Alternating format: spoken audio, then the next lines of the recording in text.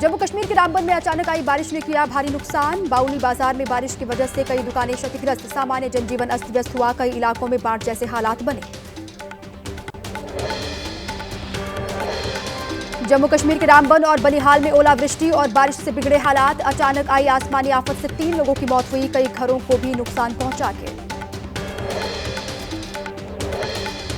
भारी बारिश के बाद तबाही का मंजर आया सामने। नाशरी और बनिहाल सेक्टर में कई गाड़ियों को नुकसान पहुंचा। जम्मू श्रीनगर राष्ट्रीय राजमार्ग बंद है, लोगों को परेशानियों का सामना करना पड़ रहा है। रामबन में मूसलाधार बारिश की वजह से रुकी रफ्तार। सड़कों पर मलबा आने की वजह से नेशनल हाईवे बंद है, जगह जगह फंसी गाड़ियां, आवाजाही में दिक्कत।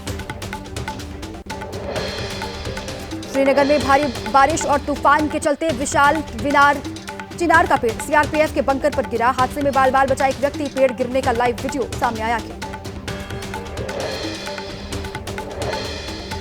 जम्मू कश्मीर के किश्तवाड़ में भारी बारिश के चलते पहाड़ी पर हुआ लैंडस्लाइड। तेजी से नीचे आता दिख रहा है मलबा। निचले इलाकों में रह रहे लोगों में दहशत का माहौल। जम्मू कश्मीर के उरी में बारिश के चलते लैंडस्लाइड। श्रीनगर मुजफ्फराबाद रोड पर आया भारी मलबा। सड़क के दोनों ओर फंसे वाहन, सड़क से मलबा हटाने का काम चालू।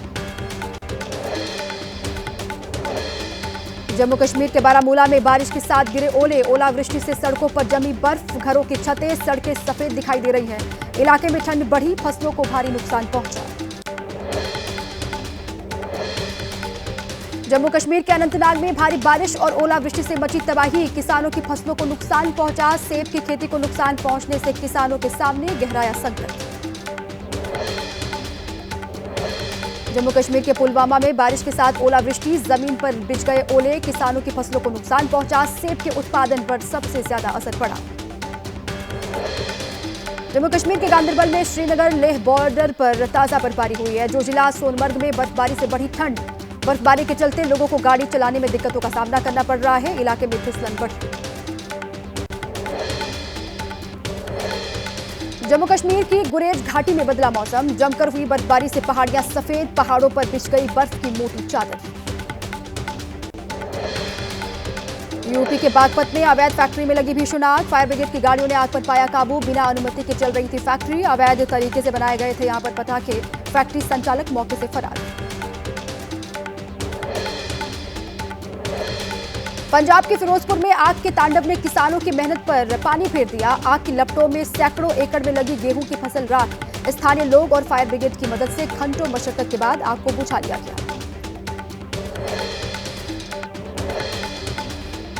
यूपी के बुलंदशहर में टमाटर के दाम कम होने से किसानों में नाराजगी। कैरेट खाली करने के लिए फ्री में बेच रहे टमाटर। 100 किलो टमाटर किसान फ्री में बेचते हुए दिखाई दिए। गर्मी से पहले एक्शन मोड में दिल्ली सरकार। पानी चोरी और कालाबाजारी रोकने के लिए सरकार की बड़ी पहल। बुराड़ी के निरंकारी ग्राउंड से 1111 जीपीएस लेस वाटर टैंक को सीएम रेखा गुप्ता ने हरी झंडी दिखाकर रवाना किया।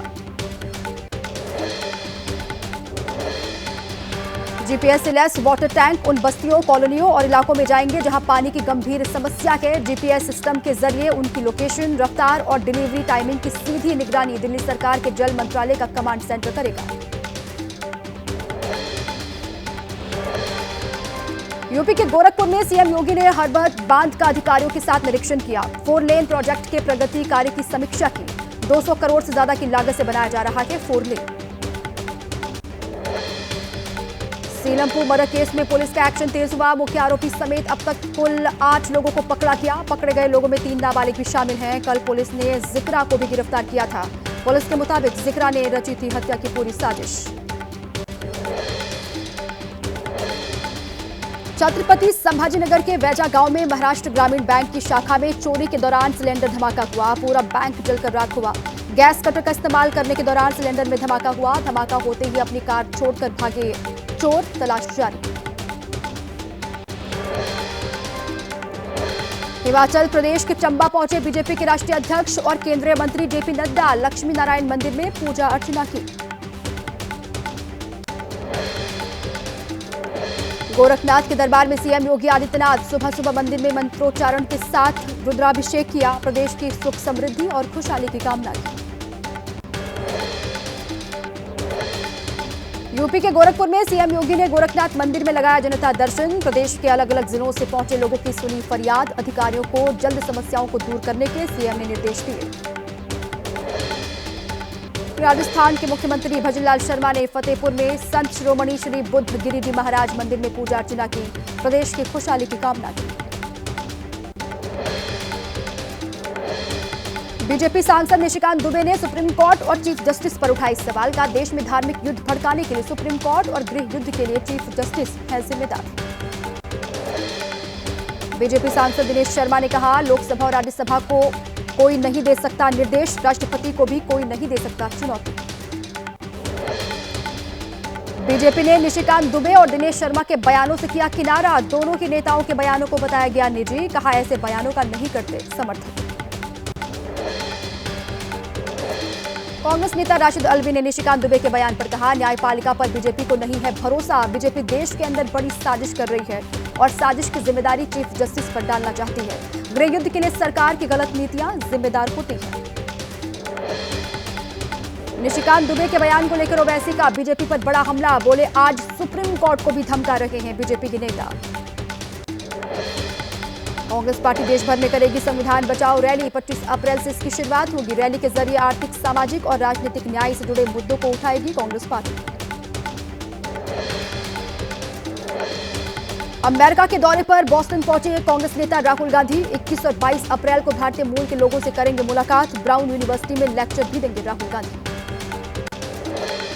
संभल के जनेठा दरगाह शरीफ में अवैध अस्पताल के संचालन के आरोप में दरगाह के सैयद शाहिद मियां के खिलाफ एफआईआर दर्ज की गई है।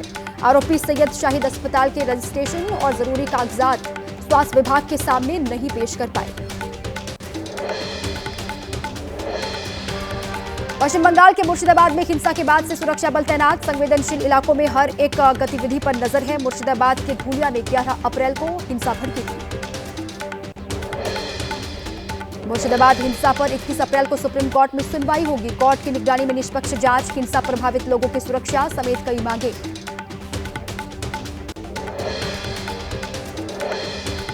हैदराबाद में all India Muslim personal law board और एआईएमआईएम ने की बड़ी रैली। एआईएमपीएलबी के जरिए बुलाई गई इस सभा में बड़ी तादाद में मुस्लिम समाज के लोग शामिल हुए।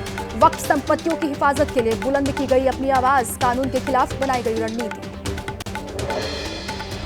एमआईएम प्रमुख असदुद्दीन ओवैसी का बड़ा बयान। कहा, कृषि कानून की तरह मोदी सरकार को वक्फ संशोधन कानून भी लेना होगा वापस। आखिरी तक जारी रहेगी हमारी लड़ाई।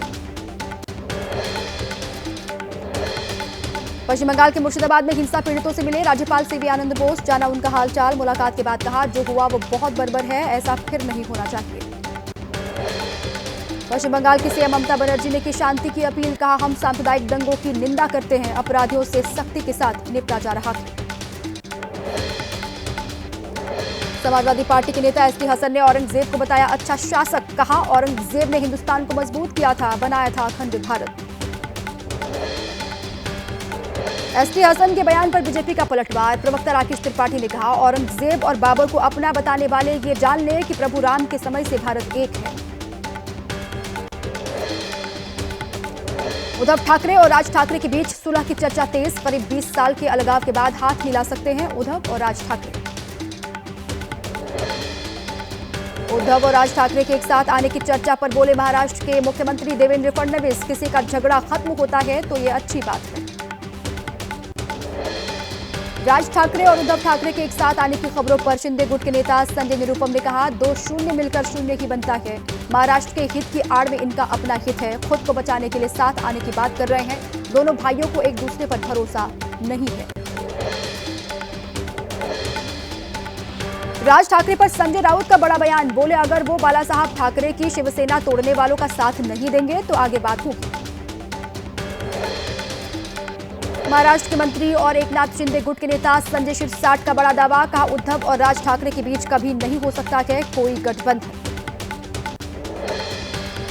दिल्ली पुलिस की क्राइम ब्रांच ने हत्या के आरोपी को किया गिरफ्तार। अंतरिम जमानत से फरार चल रहा था आरोपी। पुलिस ने पानीपत के पास एक पेंट रिफाइनरी से की है गिरफ्तारी।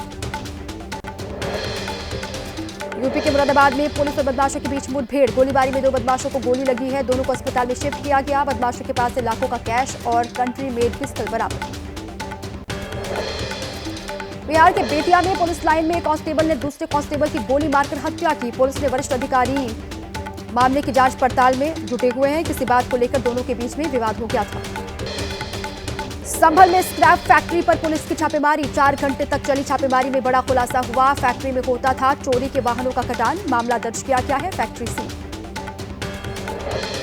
स्क्रैप फैक्ट्री से बड़ी मात्रा में वाहनों के कटे हुए पार्ट्स बरामद किए गए हैं। फैक्ट्री मालिक नहीं दिखा पाए गाड़ियों से जुड़े हुए वैध दस्तावेज। दिल्ली पुलिस की क्राइम ब्रांच की कार्रवाई। नशीले पदार्थों की तस्करी से जुड़े 10 लोग गिरफ्तार किए गए हैं। बहुत बड़ी मात्रा में हेरोइन जब्त की गई है। 10 करोड़ रुपए की अवैध संपत्ति का खुलासा हुआ है। अमृतसर में नशीली चीजों की तस्करी का मामला। पुलिस ने 5 तस्करों को गिरफ्तार किया है। हेरोइन के बदले हवाला के जरिए करवाते थे मनी ट्रांसफर। बिजनौर में नशे में धुत सिपाही का वीडियो सोशल मीडिया पर वायरल। हाथ में राइफल लिए लड़खड़ाता हुआ सिपाही दिखाई दे रहा है। एसपी ने सिपाही को कर दिया है निलंबित। लखनऊ सुपर जायंट्स ने रोमांचक मैच में राजस्थान रॉयल्स को 2 रन से हरा दिया। 181 रनों के लक्ष्य का पीछा करने उतरी राजस्थान की टीम 178 रन ही बना सकी। राजस्थान के वैभव सूर्यवंशी ने इतिहास रचा। सबसे कम उम्र में आईपीएल में डेब्यू किया। लखनऊ के खिलाफ 14 साल के वैभव ने 20 गेंदों पर बनाए 34 रन, 3 छक्के और 2 चौके भी लगाए। गुजरात टाइटंस ने दिल्ली कैपिटल्स को 7 विकेट से हरा दिया। दिल्ली ने 204 रनों का लक्ष्य दिया था। गुजरात ने 4 गेंद पहले ही जीत हासिल कर ली। आईपीएल में आज पहला मैच बेंगलुरु और पंजाब के बीच में खेला जाएगा। दोपहर 3:30 बजे से शुरू होगा मुकाबला। पंजाब ने 7 में से 5 तो वहीं बेंगलुरु ने 7 में से जीते हैं 4 मैच। आईपीएल में आज दूसरा मुकाबला मुंबई इंडियंस और चेन्नई सुपर किंग्स के बीच में होगा। शाम 7:30 बजे खेला जाएगा ये मैच। दोनों टीमों के लिए जीत बहुत जरूरी है।